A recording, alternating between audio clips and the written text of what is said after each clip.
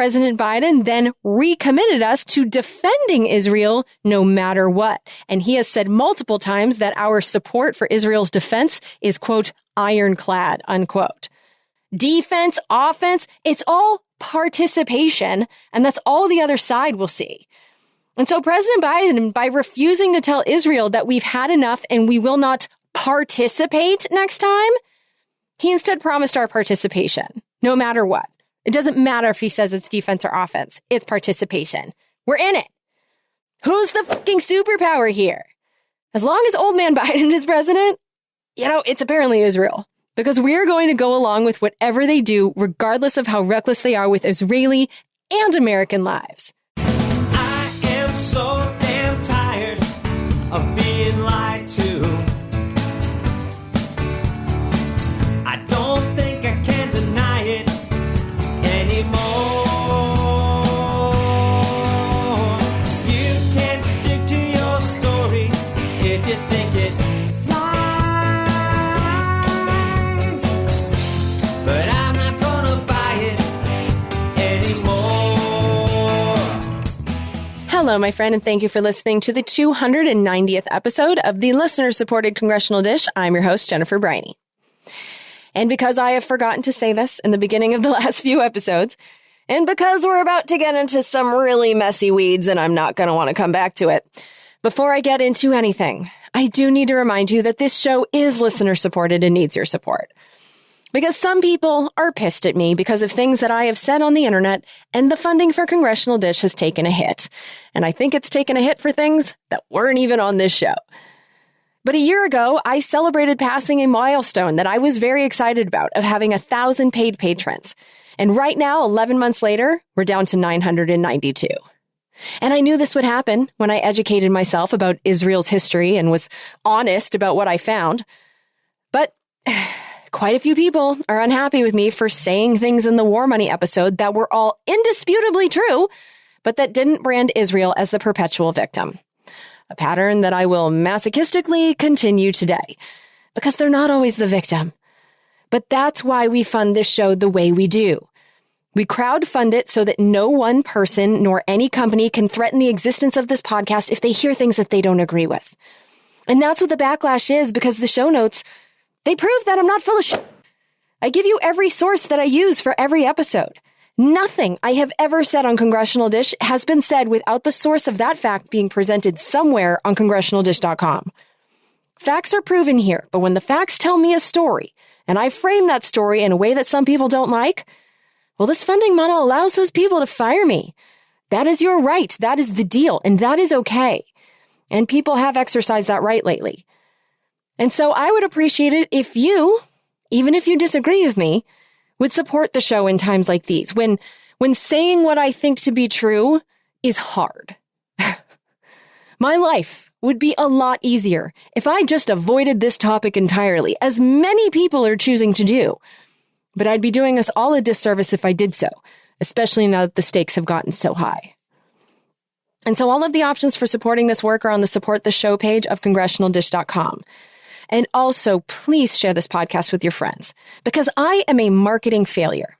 I don't know how to do it, and every minute that I spend making some fucking TikTok or reel or whatever is a minute that I'm not spending reading the National Defense Authorization Act, which was 974 pages, or the 2024 funding law, which is a total of 828 pages. There's a reason that this is the only podcast where you'll hear some of this information, especially the explanation for how it's possible that President Biden has been able to send so many weapons to Israel without Congress lately.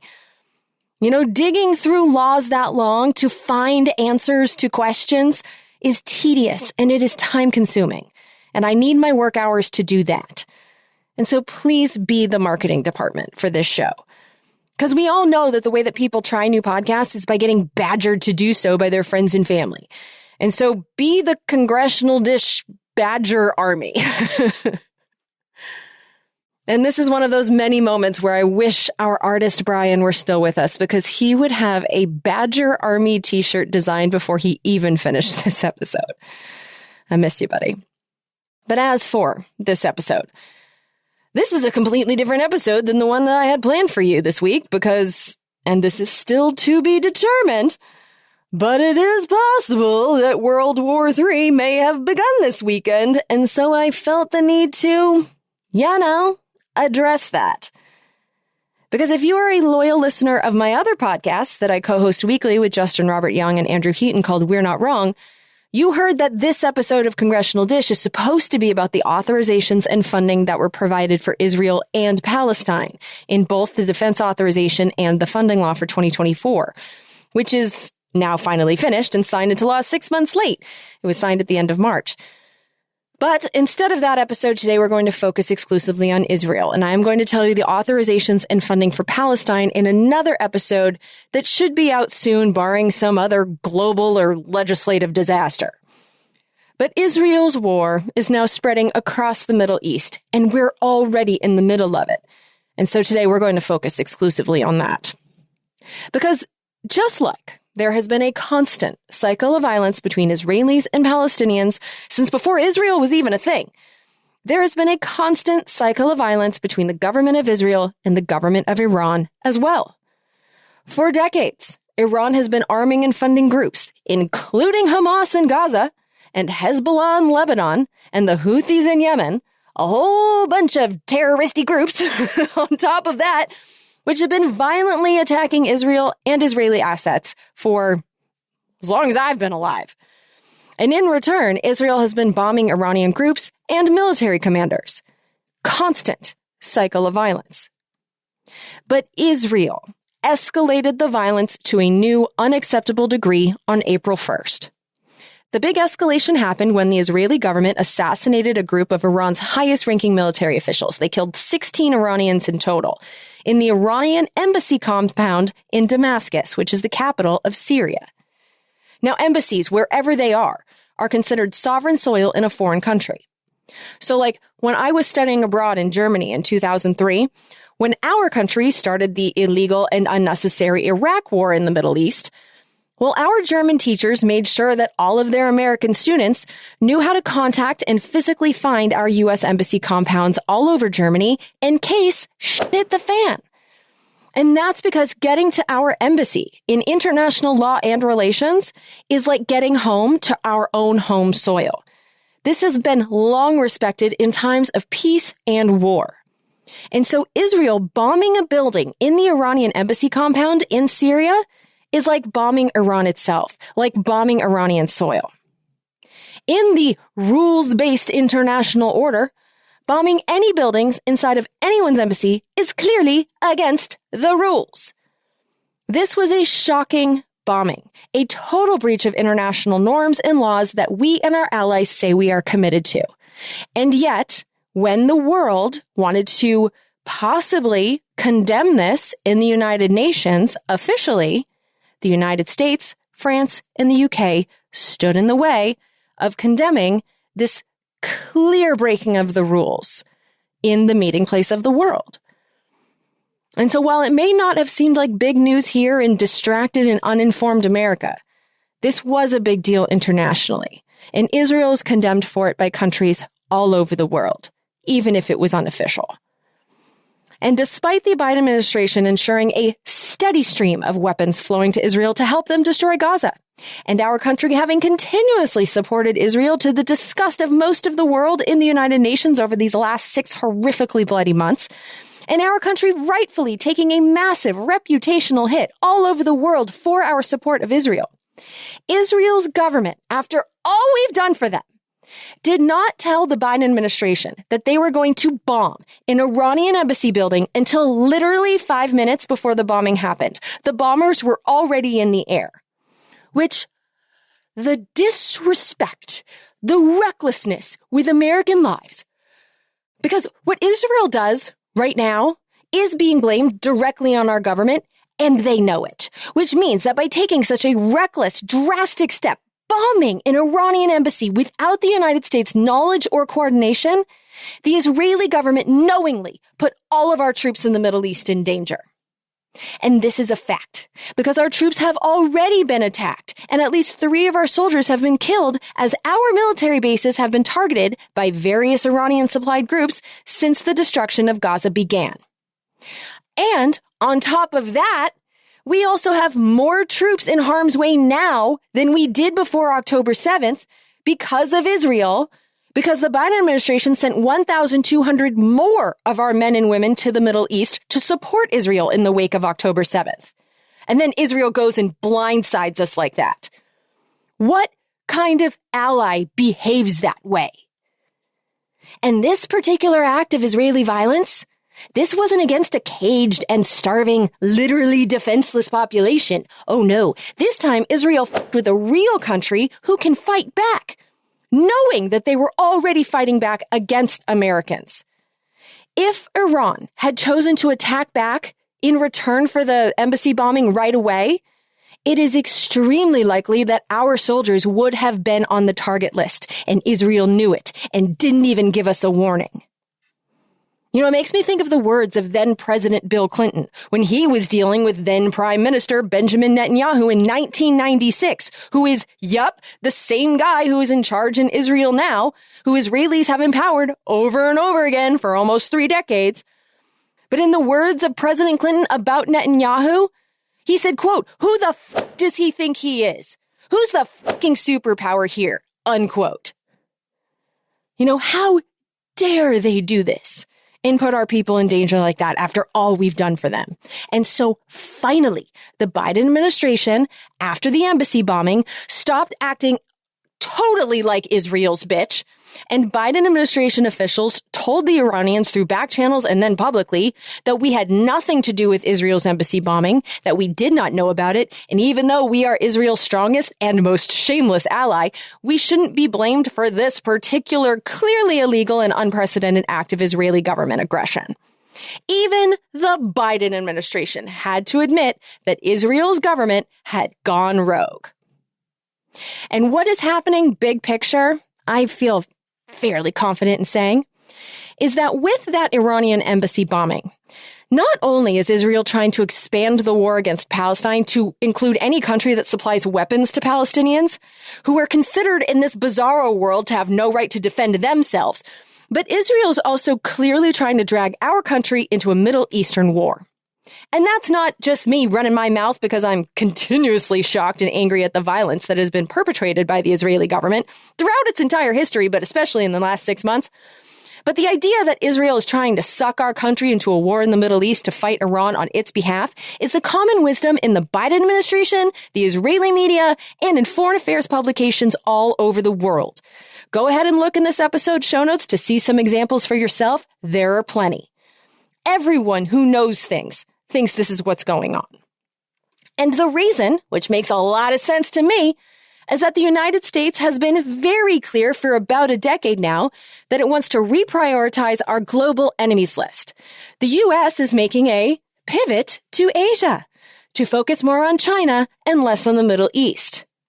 But some in Israel think that a war with Iran is inevitable, and therefore they would rather have the war now, before Iran has cooked up nuclear weapons, and while our troops are still stationed all over the Middle East, and therefore could more easily be sucked into fight on Israel's side. And as the last 6 months have shown, the Biden administration has proven itself willing to stand by Israel's side and supply it with weapons, no matter how reprehensible their government's behavior. If the Israeli government officials think they can bomb with impunity as far as the United States is concerned, it's not without good reason. But after 6 months of watching Israel bomb a population of humans that it has caged and starved in Gaza with total impunity, and then to experience Israel killing its military generals and bombing its sovereign territory, Iran responded. No more bombing with impunity. But the Iranians waited 10 days to respond, while telling the world for all 10 days that they intended to respond. And then on April 13th, after sending a bunch of warning messages to Washington, D.C. and other Middle Eastern capitals, the Iranians launched an attack that was forewarned and super slow and therefore defensible, while still being scary enough to shut down the airspace in at least 4 countries, scary enough to trigger air raid sirens in the middle of the night in all of Israel, scary enough to cause Israeli citizens to post videos of themselves crying in fear all over social media, and scary enough to cause the entire world to wonder if we were witnessing the start of World War III. And the attack was multifaceted.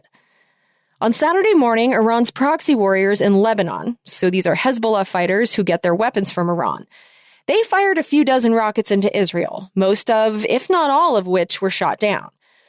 Then Iran's Revolutionary Guard, their military essentially, pirated a cargo ship, the MSC Ares, which is apparently managed by a company whose chairman is an Israeli billionaire.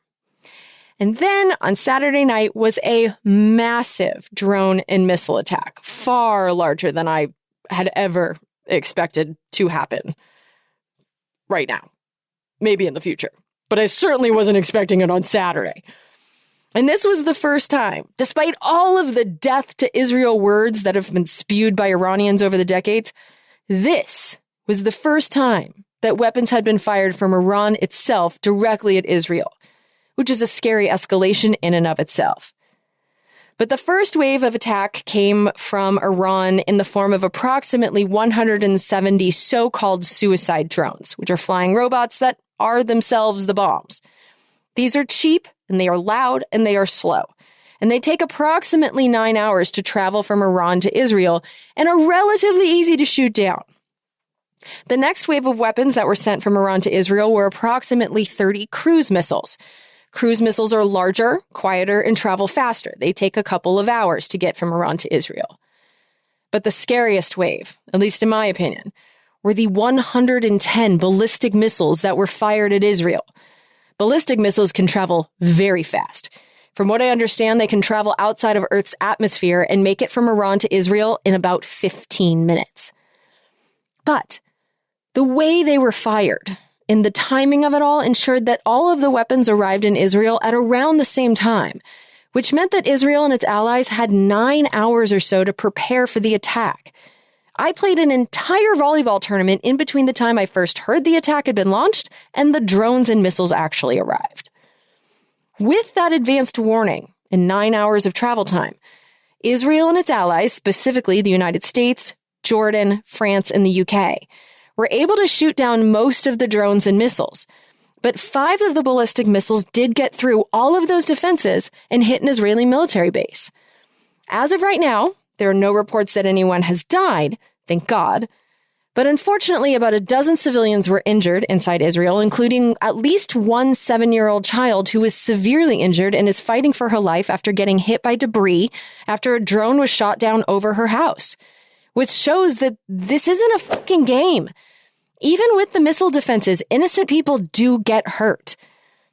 And I just feel like I have to mention that the little girl who was hit inside Israel is an Arab Israeli child who lives in a village that is discriminated against by the Jewish supremacist Israeli government. Despite her Arab village being in Israel itself, she's not in some occupied Palestinian territory. She's Israeli. But her village is somehow not recognized by the government and is therefore denied basic services that are standard in Jewish communities, such as running water, sewers, electricity, and access to bomb shelters. And so when little Amina's family heard the sirens on Saturday night, they had nowhere to run. Their Arab Israeli community had no bomb shelters. And when the missile overhead was destroyed, debris about the size of a pretzel jar fell through their roof and hit the little girl in the head. And she's now fighting for her life in the hospital. But it's amazing that even when Israel itself is the target, somehow the accidental cosmic craziness makes sure that it is an Arab child that ends up the victim. The symbolism of that is just stunning. But for what it's worth, Amina's father is furious with Iran, not Israel. I do want to be clear about that. But anyway, back to the big picture. This is getting more serious by the second. After this weekend, there's no way to look at what is happening in the Middle East and say this is a response to October 7th anymore. Because in the last 6 months, Israel has not only destroyed Gaza, the caged Palestinian territory where the October 7th attack was planned and executed, and where at least some hostages are still believed to be alive. Not only has Israel continued to destroy Palestinian society in Gaza and stolen more land in the Palestinian West Bank, and it not only bombed the Iranian embassy building and killed its highest-ranking military officers, But it's also regularly bombing Lebanon and Syria as well. And the Iranians, for their part, they too have been quite bomb happy. They've been bombing Syria and Iraq, aiming for targets that they say are supporting Israel, including some of our troops. And so the war was already wider than Israel and Palestine. But it's wider than we seem to think, than the media seems to be acknowledging here in the United States. Because during the Iranian attack, the Iranians fired their drones and missiles not only from their own territory, but also from their bases in Iraq, Syria, and Yemen. And the United States shot down those missiles and drones from bases and planes based in Iraq, Kuwait, the United Arab Emirates, Qatar, Saudi Arabia, Jordan, and of course, Israel. The whole region was caught up in that attack on Saturday night. The whole thing was shocking in its size and scale. But despite this being a huge attack, it was mostly repelled, which shows some things about both sides. On the Iranian side, it shows that they are no longer allowing Israel to bomb whatever they want with impunity. They showed that the Iranians are capable of and willing to launch a large-scale attack against Israel itself, and that Israel's citizens are no longer immune from the consequences of its rogue government's actions. And on the Israeli side, Israel and its allies have proven that it is capable of impressive missile defense. Although, so many of the drones and missiles were shot down before they arrived at Israel's border by other countries, including our own. And so we don't really know how effective the defense would have been had the United States and the UK and France and Jordan not participated in shooting down those drones and missiles. And even with all of those countries working together to defend Israel, 5 ballistic missiles still landed, which shows that Israel needs us. Now, the Biden administration is trying to brand this as a win for Israel. Oh, aren't their defenses amazing? Bah, bah, bah, bah, bah. And they're saying that so that Israel will not feel the need to escalate this any further. But if we're being honest, Israel looks pretty weak from where I'm sitting. Iran now knows a lot more than they used to about Israel's missile defense. They now know where the defenses are positioned, and they know that this defense was only accomplished with the help of neighbor countries and the U.S. getting directly involved. Israel clearly needs us. And so in this episode, I'm going to tell you what permissions our government already has granted the Biden administration in regards to Israel via the most recent National Defense Authorization, and what money and weapons programs Israel will benefit from now that the finally finished funding law for 2024 is law. Because you need to know what is already allowed in order to effectively advocate for change, whatever change you want that to be. And this situation in Congress is changing fast. And so I want to be clear that what I'm going to tell you today, everything we're talking about today is already law.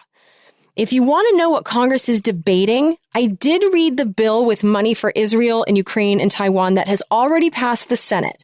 And if Speaker Mike Johnson were to ever allow it to be voted on in the House, it would almost certainly be passed and would be signed into law immediately. This could all be done in an hour. And so if you want the details of that bill, which in the press you're going to hear as the Senate bill, if you want to know about that, the details of that bill, along with an in-depth explanation of what I learned about Israel's history and current destruction of Gaza, all of that is in episode 287, War Money. That episode is about a bill. This episode is about law.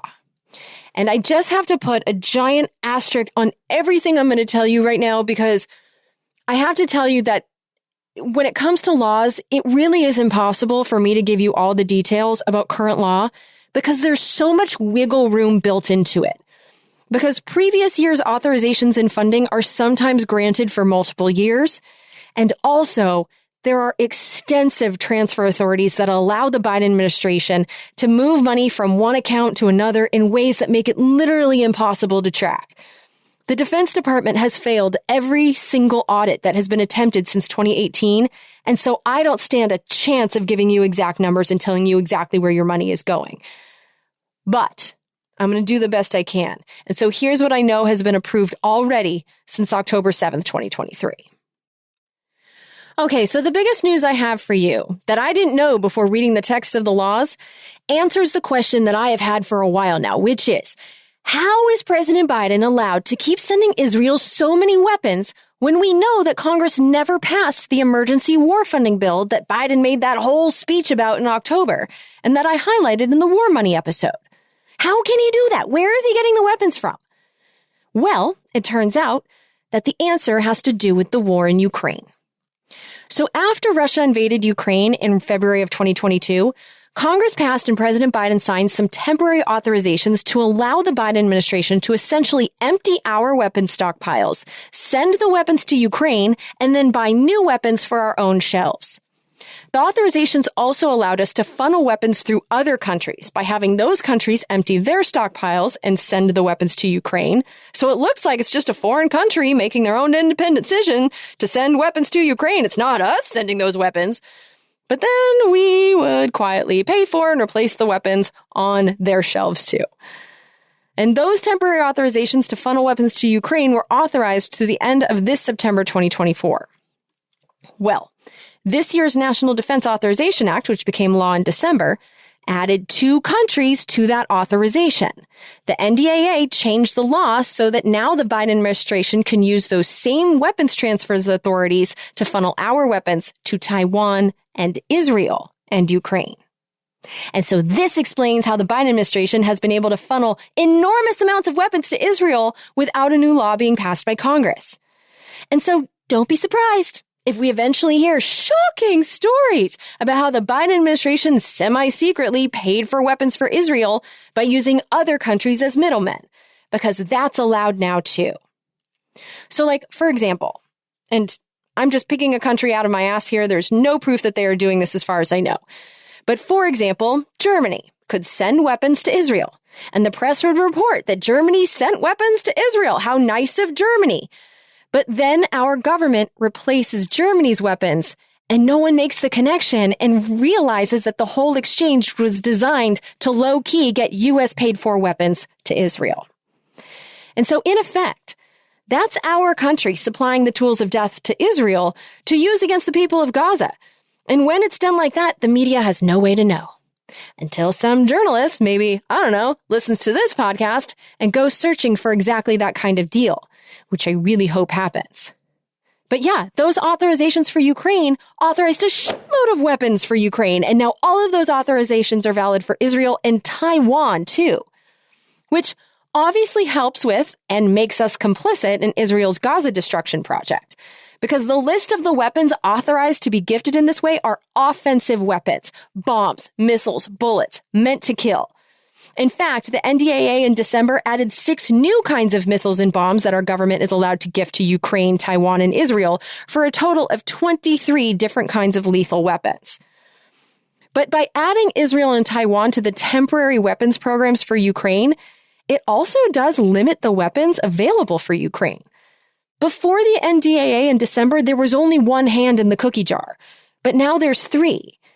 And so obviously, despite our offensive military budget, our weapons stockpiles are still not infinite. And so allowing 3 countries to take from it, it does limit what can go to the original country, Ukraine. It really is stunning to me to what extent Congress has decided to just abandon Ukraine. Although, even though there are now 3 countries allowed to raid our weapons stockpiles instead of just Ukraine, Congress did extend the temporary program. And so instead of this temporary authority expiring in about 6 months from now, the NDAA extended it to the end of September 2028. 4 more years! Allowing President Biden to continue to funnel weapons to all 3 war projects through most of his second term in office should we decide to keep his ancient ass in the White House. So there's that. Also, moving on to the funding law now, which was passed into law in late March, when Congress finally funded the government for 2024, only 6 months late. But in that funding law, Congress did fund Israel's missile defense, which was so critical in fending off the Iranian attack on Saturday night. Now, for some context, as of March of 2023, before any of the money I'm about to tell you about was approved, the U.S. had already provided Israel with $158 billion for its missile defense systems. And I've long done this, and I'm going to do it again, but I like to measure big numbers like that in terms of big digs. The Big Dig was a project that completely transformed Boston, Massachusetts. It was a transportation project that built tunnels underwater, built new bridges. It was absolutely amazing what they did. Took a nasty highway, put it underneath downtown. It's now a giant park. Transformational. And it was the most expensive transportation project in U.S. history. It cost us $22 billion. And so, the cost of building Israel a missile defense system cost us more than 7 big digs. We could have transformed the transportation systems in 7 large American cities for the price that we have already paid for a foreign country's missile defense systems, which is not a small sacrifice on our part. And in 2024, we are adding another $500 million for missile defense to that running tab. And I do have to note that it has been widely reported that the use of the missile defense system last Saturday cost about $1 billion. Now, we don't know how much of that was spent by Israel and how much of that was spent directly by us, but we do know that we paid out of pocket for the missile defense deployments that our military fired from our combat ships and bases. And we also know that Israel had to fire off a lot of their defenses as well. And at that price tag, there's a chance that the $500 million that we gifted to Israel in 2024 for missile defense, there's a chance that it is already gone, spent in the course of one night. But regardless, here's how the $500 million was divided amongst the 3 missile systems that we gift to Israel every year. So $253 million is for the Arrow missile defense system.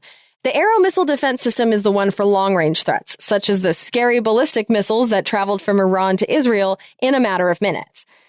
The Arrow missile defense system was able to find those ballistic missiles outside of Earth's atmosphere and shoot them before they can hit their target, which I have to admit is pretty cool. Or, I should say, shot down most of them, because again, 5 ballistic missiles made it through the Arrow system and hit the Israeli military base. And so it's not perfect, and now the whole world knows it.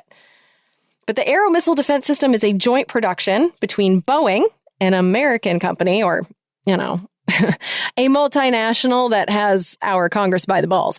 But Boeing, which is sort of American, and the Israeli aerospace industries. And this is a partnership that's been going on for approximately 20 years. $127 million of that $500 million for missile defense is going to go to the David's Sling system. And this is the one that intercepts medium-range missiles. So this system shot down the cruise missiles once they got to between 25 and 186 miles away from Israel. And David's Sling is a co-production between American-ish Raytheon and Israel's Rafael Advanced Defense Systems. And then finally, the rest of the money goes towards $120 million for the Iron Dome system. And this one intercepts short-range missiles, like the ones that get launched into Israel from Gaza or Lebanon. And Iron Dome is co-produced by Israel's Rafael Advanced Defense Systems and Israel Aerospace Industries, which means that this money for a long time was just a gift. It was our tax money going to Israeli companies to pay for Israel's war infrastructure. However, since 2014, Raytheon has been giving contracts by the Israeli companies to make parts for the Iron Dome system, after Congress in 2013 required that U.S. multinational war companies, otherwise known as their campaign donors, be given some profit opportunities in return for our Iron Dome cash. The $500 million for the missile defense systems, while officially provided in the 2024 funding law, was actually promised contractually a long time ago. Because in 2016, the Obama-Biden administration and the Israeli government signed a 10-year memorandum of understanding on military aid, covering fiscal years 2019 through fiscal year 2028. It was the third such 10-year contract that our country has signed, promising Israel money for their own defense systems. But under the terms of this memorandum of understanding, the United States pledged to provide a total of $5 billion over those 10 years for missile defense to Israel. And so you take $5 billion divided by 10 years, and that's $500 million per year, which means that the 2024 funding law provided no more nor any less than what we agreed to provide in that deal in 2016. The funding law was signed at the end of March, and so by then there were plenty of people in this country calling Congress and marching in the streets demanding that the Biden administration stop providing weapon systems to Israel until they stop indiscriminately murdering, via bombs, guns, and starvation, the people of Gaza. And while I do think there is a difference that matters between sending Israel bombs and missile defense, I think it's important to understand the political calculations that go into decisions like this. And the missile defense systems are perfect illustrations of the corporatism at the heart of so much of our foreign policy. Because as you heard, Boeing profits from the production of the Arrow system, and Raytheon profits from the production of David's Sling and Iron Dome, all systems that have been paid for with our tax money for decades. And so defunding Israel's military would mean defunding Boeing and Raytheon. And people affiliated with Raytheon provided over $3 million total to members of Congress to help them win their current seats. And Raytheon itself spent about $11.5 million lobbying Congress just last year. Over in Boeing, people affiliated with Boeing provided over $4 million to members of Congress to help them win their current seats, and Boeing itself spent about $14.5 million lobbying Congress in 2023. That's big money. The lobbying money in particular. It means that just those two companies in 1 year paid $26 million to people, many of whom used to work in Congress, to go back to their former coworkers and convince them to spend our money on projects that pay Raytheon and Boeing. To be exact, Raytheon paid 84 people to spin Congress for them in 2023, 66 of whom used to work in Congress. And Boeing paid 109 people to spin Congress for them in 2023, 78 of whom used to work in Congress. And Boeing actually has 4 actual former members of Congress lobbying their former co-workers on Boeing's behalf. And so I can pretty much guarantee you, because you've heard the sound clips to this effect yourself in the Ukraine episodes, that the spin often involves making the case that what is good for Boeing and Raytheon and companies like them is good for this country because jobs. Because those companies pay Americans to work on projects. It doesn't matter that the goals of those projects are maximizing death, as is often the case with Boeing and Raytheon projects in particular. And so I just think that's something that needs to be kept in mind when we advocate for defunding anything, really. We need to understand what we're up against. Defunding Israel's military is defunding multinational corporations who have at least 193 well-paid friends of congressmen roaming the hallways, making the defense contractors' case for them. Defunding Israel's military for members of Congress means saying no to donors and friends, in person, face-to-face. And this is why it's so important for us to communicate with our members of Congress consistently, and not just about military things, but about everything that matters to us. Because companies have paid communicators making their case. They've paid the friends of the members of Congress. But what we have are numbers. Each district has more than 700,000 voters, and so we do outnumber the paid lobbyists, even though the opinion of each of us individually clearly matters very little to our members of Congress, since we're all just strangers to them. But we outnumber the lobbyists, and much of the campaign donations are used to influence our votes. Our votes are what they need to maintain their power. But we peasants are powerful only in numbers, and so making a difference means a lot of communications from a lot of people. And so I know calling Congress feels insignificant sometimes, at least it does to me.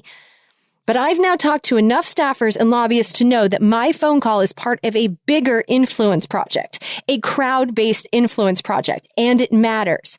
But only when you do it too. We all have to do it. That's when the volume of our voices starts to match those of the well-paid spin doctors. So, jumping off my soapbox about calling Congress, let's get back to the funding law. Because money was thrown around to a whole bunch of countries, as it is every year during the Foreign Military Financing Program, and Israel definitely got a piece of that. So the Foreign Military Financing Program was first created by the Arms Export Control Act in 1976, and ever since then, via this program, the United States has been buying weapons, or defense articles as they call it, and has been giving those weapons to other countries as gifts. No payback of weapons or money required, but countries are essentially requested to be our bitches in return. And so Egypt, for example, they get foreign military financing in return for not destroying Israel. Because since Israel's creation, our government has been paying Israel's neighbors to let it exist and to let it continue to steal land that should belong to Arabs, according to the same exact international law that created Israel in 1947. Egypt got $1.3 billion in foreign military financing for 2024, and one of the strings listed in the funding law itself is that Egypt meet its obligations under the 1979 Egypt-Israeli Peace Treaty. So we literally pay to create peace in the Middle East specifically for Israel. And of course, Israel itself gets foreign military financing money, and that continued this year. But to be fair, that's because it legally had to continue. Now, I already told you that in 2016, the U.S. and Israeli governments signed that 10-year Memorandum of Understanding on military aid. And under the terms of that same Memorandum of Understanding, the Obama-Biden administration agreed to gift Israel $38 billion in military aid and $33 billion in foreign military financing grants. And so in accordance with that agreement, the funding law provides $3.3 billion in foreign military financing for Israel, which is 1/10 of the money promised in that 10-year deal. And so once again, Congress provided no more and no less than what was agreed to 8 years ago. But to be clear about this particular batch of funding, the $3.3 billion, the law specifically allows that money to be used to purchase, quote, advanced weapons systems, unquote, which are offensive weapons, like the kind used to kill people, like the kind used to kill the caged humans that are currently in Gaza. So the $500 million for the missile defense, that is easily classified as for Israel's defense. But the much larger pot of money, the $3.3 billion for foreign military financing, that's not for self-defense. That's going to bombs and bullets and missiles. That's for weapons that are, without a doubt, being used to kill people in Gaza and the hostages who are stuck in that cage with the people of Gaza. But popping back over to the NDAA, which is the bill that gives permissions and requirements to the military for 2024, the NDAA, which was signed into law in December, requires the Defense Department to invite the government of Israel to practice military drills with us at least twice this year, which must include practicing large-scale strike missions. Now, at the time that this was passed in Congress, Israel had already used its superior military power and skills to kill more than 18,000 trapped humans in Gaza, which tells me that Israel appears to have had enough practice with large-scale strike missions this year already. And so I'm not really sure why we need to waste our time or resources to play pretend war with Israel in this year in particular. But that is what Congress decided to do. And then finally, the National Defense Authorization Act created a new office within the State Department in our diplomacy wing of government, whose sole job is going to be to get Israel's neighbors to be nice to Israel. The new office, which will be the equivalent of an ambassador, will be the special presidential envoy for the Abraham Accords, Negev Forum, and related integration and normalization fora and agreements, which will be nicknamed the Regional Integration Office. But specifically, this person in the State Department is going to be tasked with keeping deals in place with countries that have already agreed to be nice to Israel, which include Jordan, Egypt, the United Arab Emirates, Bahrain, and Morocco, and to expand that list of Arab or Muslim majority countries who will agree to treat Israel as a normal country. And they really want to add Saudi Arabia to the list. And this is going to be a real tough lift for this person with the way Israel has been recently behaving. But there is one little bright side that I found in the text here, which is that this part of the new law that creates this new diplomacy wing of the State Department, it does mention the Palestinian Authority, or a credible future entity that serves as the interlocutor for the Palestinian people as a possible future partner. So just the fact that Congress mentioned Palestine as a separate entity at all, as if it should be a separate country, which it should be according to the United Nations, I saw that as a tiny, tiny, tiny, tiny, tiny glimmer of hope. And then, to go along with our diplomatic attempts to help Israel, a foreign country, get along with its neighbors who are currently furious at Israel for obvious reasons, we're also going to give those neighbors money, which we have been doing for a long time.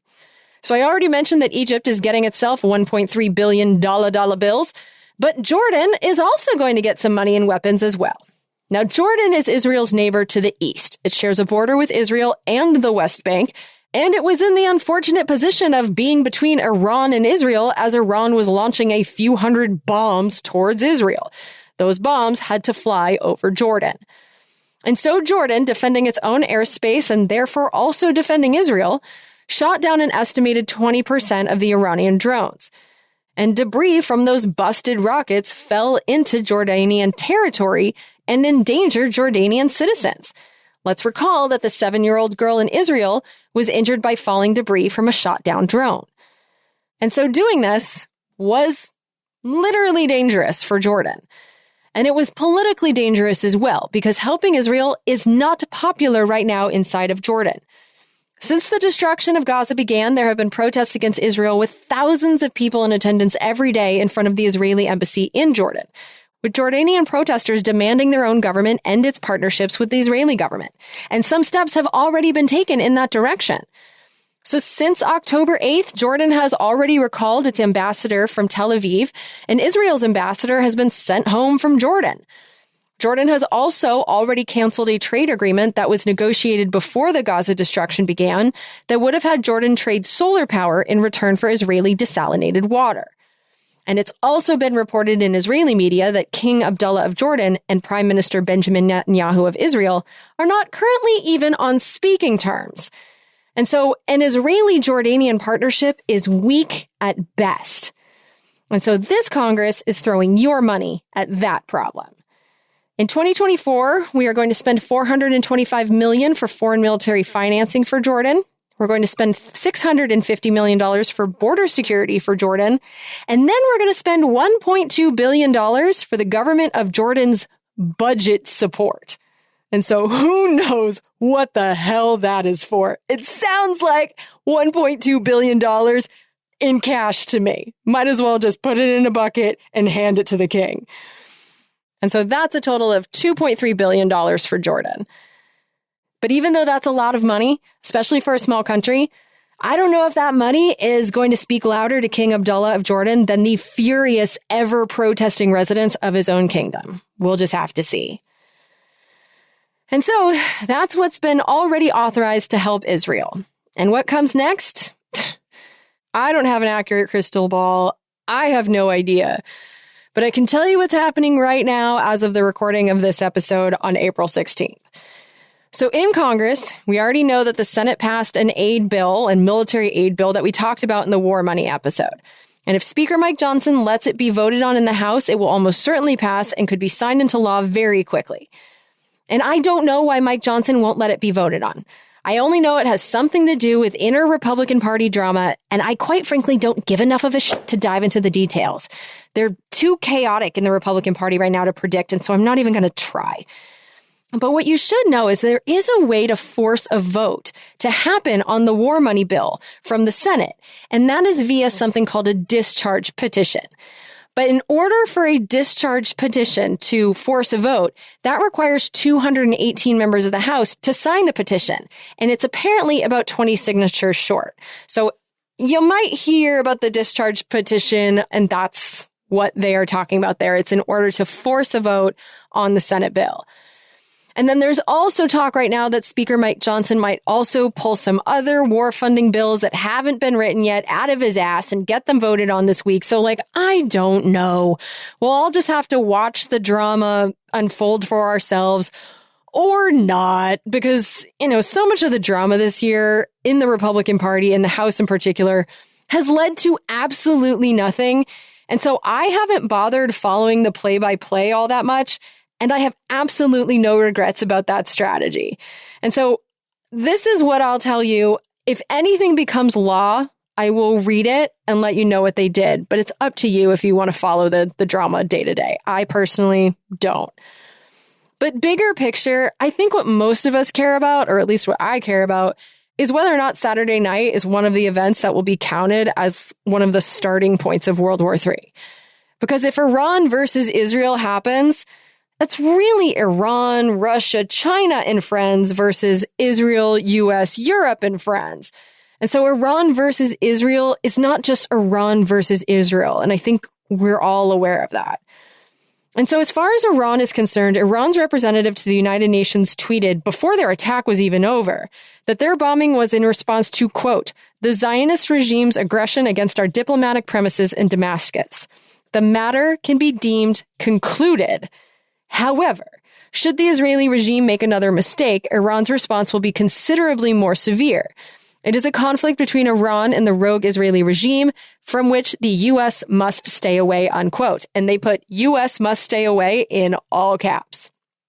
But the part that I keep focusing on is the matter can be deemed concluded. That's a hopeful sentence. But as for Israel, what this means is that the ball is clearly in their court, because the matter can be deemed concluded seems pretty clear from the Iranian perspective. They don't want this to go any further. And so I hope Israel decides to stop this here. But my concern is that it was Israel that decided to escalate towards war with Iran by bombing the embassy. And we've already discussed the rational reasons why it's in Israel's interest to have a big war with Iran right now. And I haven't even mentioned, and probably should, that Israel's Prime Minister, Benjamin Netanyahu, if he's not Prime Minister, he's probably going to prison for corruption. And so he is personally incentivized to become a wartime president and drag it out as long as possible. This is this guy's last time in power, and everybody knows it. And so if he's going to make a big play, like a big land grab, or start a big war to end an Iranian regime he considers a threat, well, now is his chance, his only chance. And one of the problems is that Netanyahu is not the only psycho in the Israeli government right now. He's being pressured by even crazier psychos in his government to take Israel and the world into a larger war. Now, thankfully, there are people on the other side of that. Not everyone in the Israeli government is a psycho, but the psychos are certainly there. And in general, the people in charge of Israel's government have been letting the lawless psychos make the plays for a pretty long time now, like even before October 7th.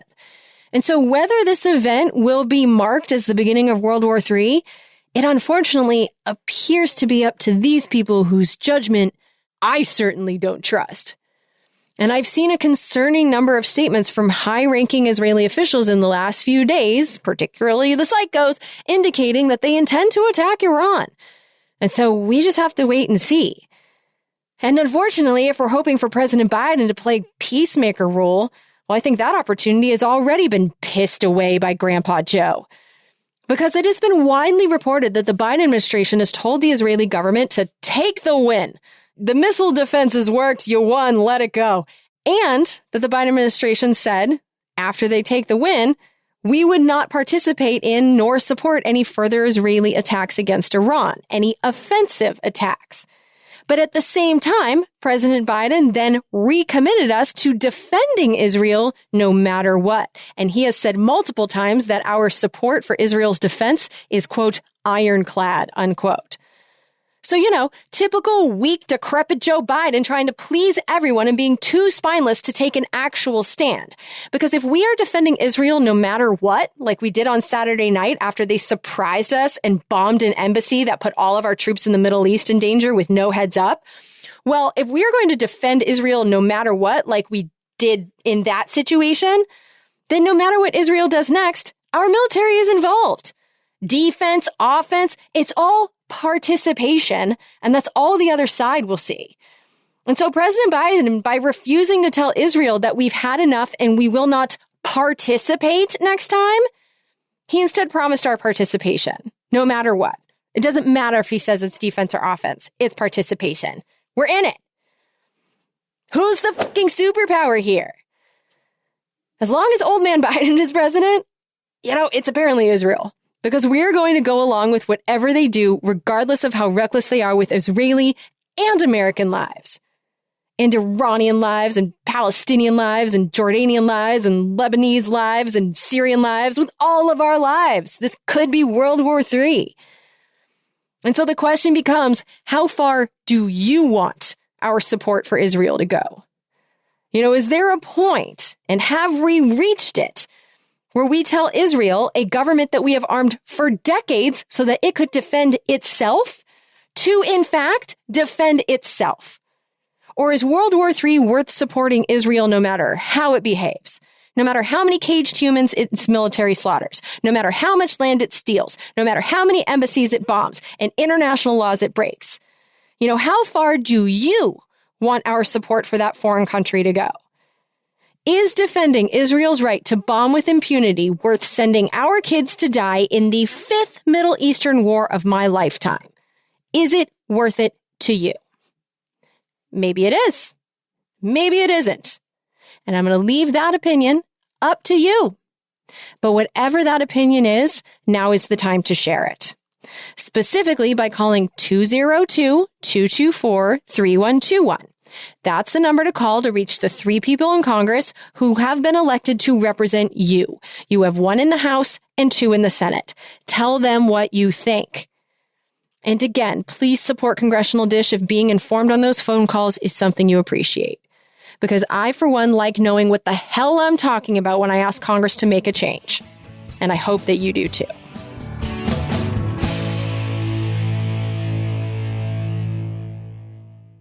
Washington, D.C., I'm coming to you, and I'm hoping we can hang out. Friday night, May 24th, probably somewhere in the Anacostia area. We are going to be recording a We're Not Wrong podcast live in front of a studio audience, and I am hoping that you will be in the audience. Now, we're going to be selling tickets to this one, and I can't tell you exactly where the event is going to be just yet, because we booked a venue and then realized it was going to sell out immediately. And so we're looking for a larger venue. And so what that means is that I need you to follow me and or Congressional Dish on social media. And that is where you can find out when the tickets are available and you can buy them, hopefully before Justin and Andrew's audience can buy theirs. It's going to be a race. And so you can follow me on Twitter at Jen Briney or at Congress Dish. And then I'm also in the metaverse on Instagram and Facebook. My name's Jennifer Briney. You can add me as a friend on Facebook. My Instagram is public, and we also have Congressional Dish accounts there as well. And we will be posting the tickets in all of those locations. So please keep an eye out for that. And I look forward to meeting you on the Friday of Memorial Day weekend. Okay. So if you're new to Congressional Dish, thank you for listening to this episode, and I hope you enjoy the back catalog. And if you are new, we have something on congressionaldish.com called the Most Valuable Episodes tab. And this is because for years and years and years, people are asking me, where should I start? And I don't know. Once I make these episodes, I kind of forget about them and move on to the next one. I'm not the right person to ask. The right people to ask are the people who are producing this show, the people who are paying for the show and have made it possible for over a decade. And so what we have done is we have created executive producers. These are people that have contributed a cumulative $535 per executive producer credit. And every time you get an executive producer credit, you can get one all at once with a lump sum of $535 or over time. We have people that have been paying, $5 an episode for years and now have executive producer credits. There's different ways to get them. But once you do, you get to put your name on an episode that you are particularly proud of having produced, and your executive producer credit moves it up the most valuable episodes list. And I am very excited to let you know, especially based on, the grief that I've taken for this episode, that the War Money episode really did get some love. And I am going to let you know that at this point, we are going to have 5 total executive producers on the War Money episode. It has already moved up to the number 2 most valuable episode of Congressional Dish. And so I would like to thank Sean Newman, Tariq Leu. Sorry, Tariq, I've said your name so many times and I think I've said it wrong every single time. So I'm sorry. But Tariq, Sage Felker, and Adam D for putting your names on the War Money episode. I do think that is one of the most important ones I've ever done. So I love that it's getting executive producer credits. And Adam in particular sent in a message to go along with his executive producer credit. And he said, quote, I honestly feel morally obligated to executively produce such a courageous and urgently necessary episode as Congressional Dish 287 War Money. Jen, the personal journey you shared regarding your views on Palestine brings me hope that open minds can be changed, if only people knew the truth, that religious Zionists are the overall aggressor in the conflict. Listeners may not know, Palestinians have peacefully protested against their occupation, for example, in the Great March of Return, where they were intentionally killed and maimed by the thousands.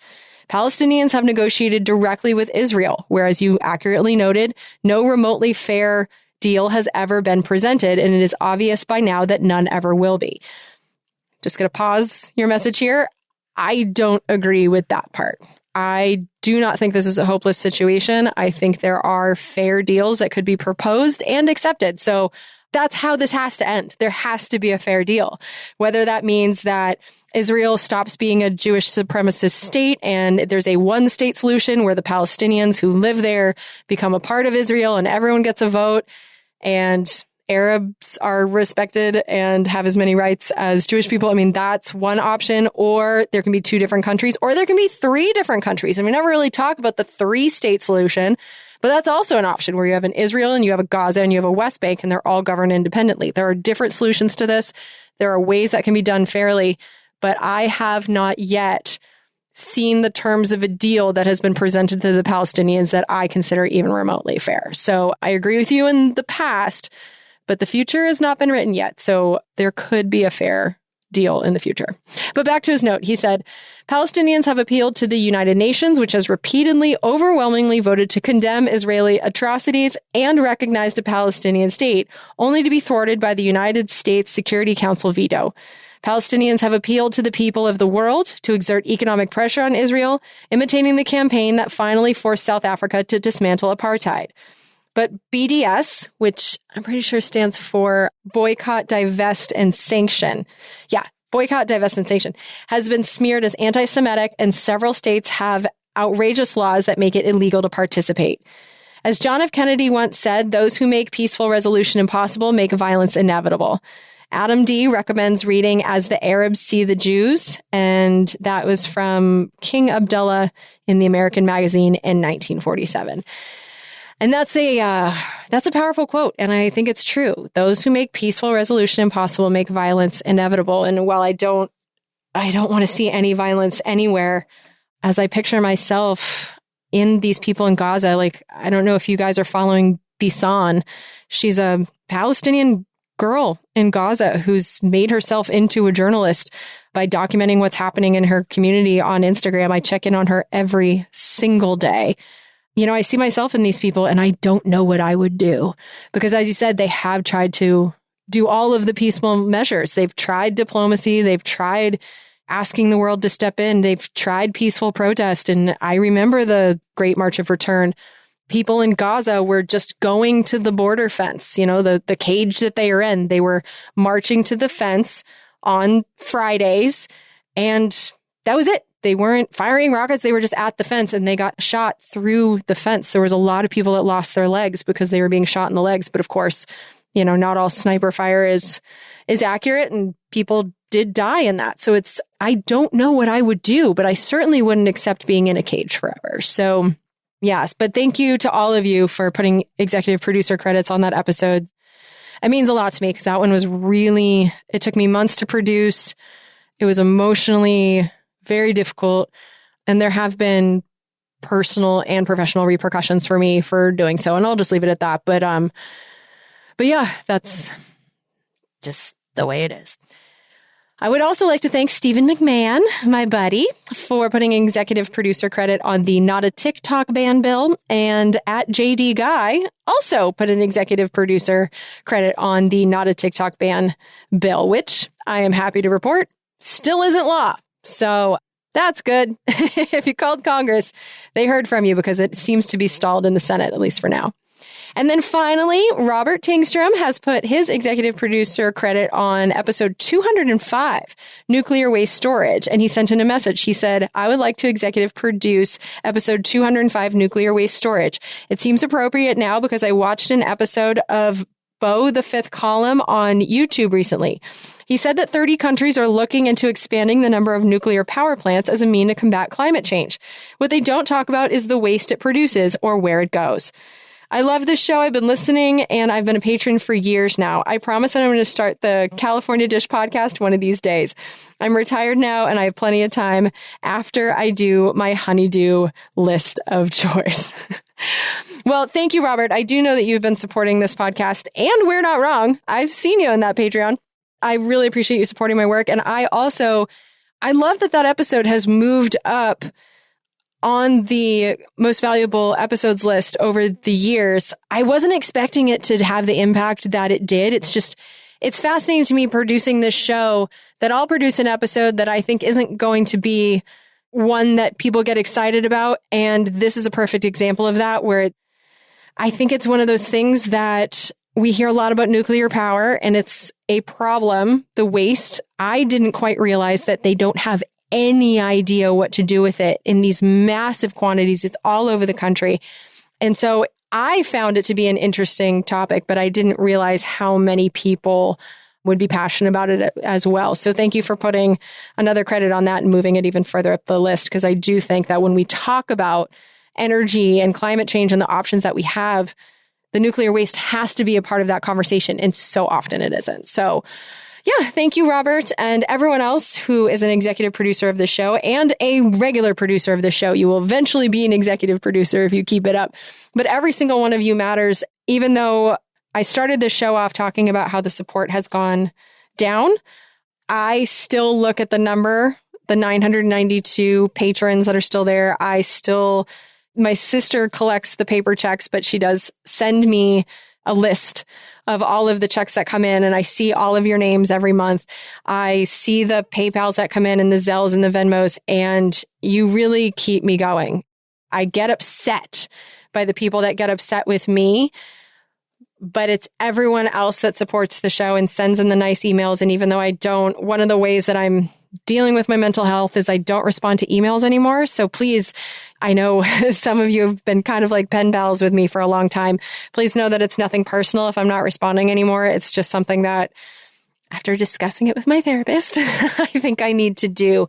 I have realized that every minute that I spend of my work time that isn't spent on producing the show, every email I respond to, every social media post that I make, every stupid Twitter battle that I involve myself in, every time I do that and I'm not spending time researching and creating these episodes, I am doing a disservice to the collective, to all of the people in the Congressional Dish community that pay me to do these episodes. This is what I'm paid for. I'm not paid to respond to emails. I'm not paid to do social media. I'm paid to create these.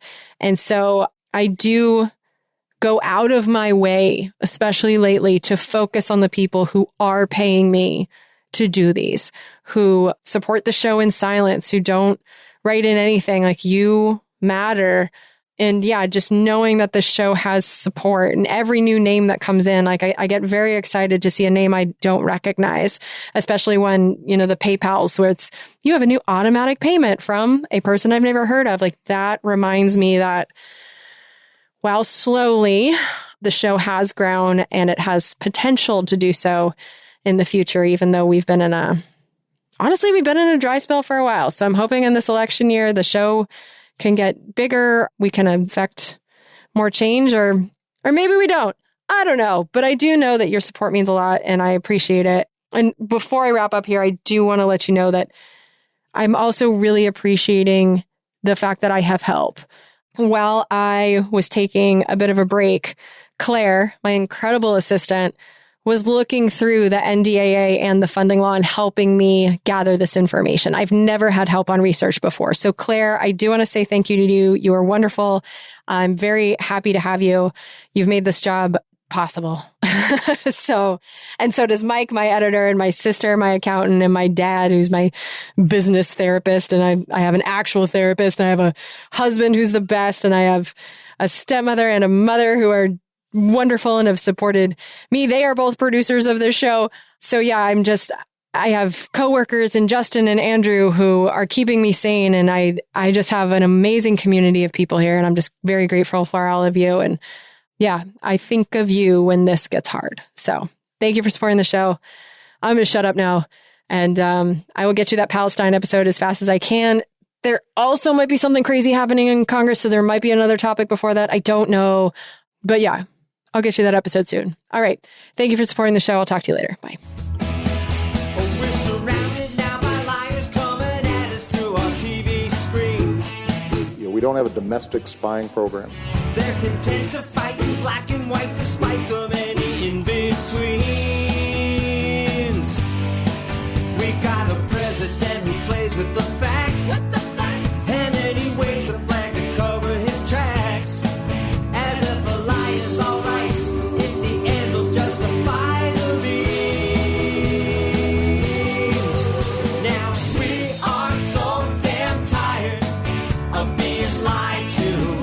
polar ice caps aren't going away.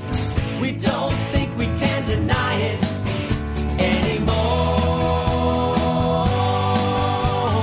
You can stick to your story if you think it flies.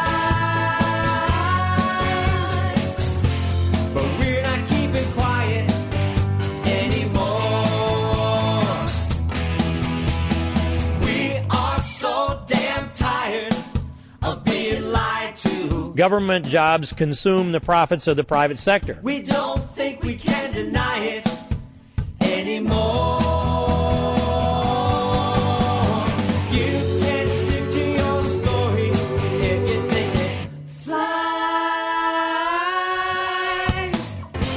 But we're not keeping quiet anymore. Now we're not keeping quiet. These bills represent common sense, bipartisan solutions that actually solve problems.